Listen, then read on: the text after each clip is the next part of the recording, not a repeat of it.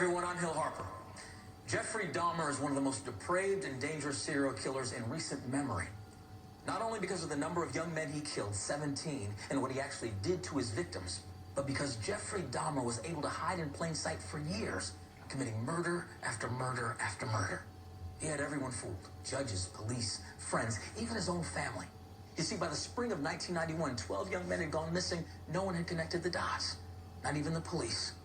There was a serial killer on the loose in Milwaukee, and no one knew. This is how it really happened.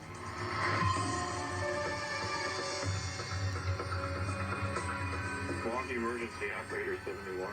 Okay, hi. This is young man. He has been beaten up. He is very bruised up, and he has no clothes on. He was really hurt. Where is he at? The corner of 25th and State. A woman in an apartment building called police to say there's a young man running in the street without any clothes on. Concerned neighbors came around him and were offering assistance to him. At that time, he appeared to be confused and disoriented and basically looked intoxicated. He's unconscious right now? He getting him up. He's bruised up. Somebody must have jumped on him and stripped him or whatever. The neighbors are there, the police are there, and everybody's trying to figure out what's going on. And then suddenly, Dahmer arrives on the scene. Stated that his roommate had been drinking and had passed out on the couch of the apartment, and that that's where he had left him when he had gone to a local tavern to obtain some beer or cigarettes. Dahmer convinced them that he and Konarak had a consensual and intimate relationship and that he would take him back to the apartment. Konarak is a little drunk. Let me take him back up to the apartment. Everything will be fine. What no one knew at the time was that Dahmer had just met this kid. He offered him money to come back to his apartment with him. This kid had been drugged and was trying to escape his captor. Konarak, he was in a comatose state, and then he revived, left the apartment, and was outside naked. Dahmer's coming back literally from the liquor store with liquor and encounters the police with his victim. He appeared to be a calm. There was nothing to suggest that he was not as he was presenting himself to be. So the officers go up to the apartment, and they don't see anything that gives them pause. They see Konarak's clothes folded over the side of the couch. They see an apartment that's not out of Architectural Digest, but it doesn't look like something untoward had been happening there. He manipulated those officers that night.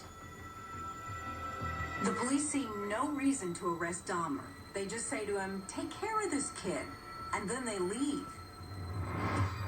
Immediately after the officers left, Dahmer killed Konarak. They escort this boy to his death, essentially handing him over to Jeffrey Dahmer, who proceeds to kill him and dismember him. Konarak Sintisampone was just 14 years old, the youngest in a family of Laotian refugees. He's the boy who was spotted naked and bleeding, running from Jeffrey Dahmer.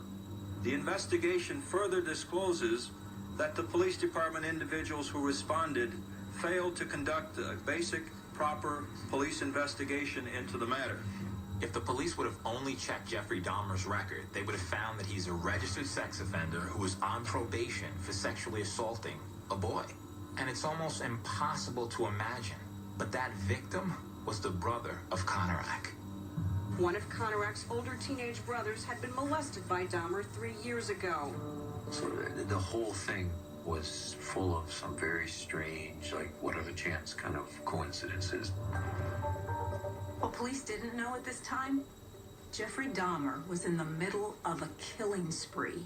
If the police had gone into the next room, they would have found a dead body. Even as police officers talked to Dahmer in the living room, the body of his latest victim lay just a room away.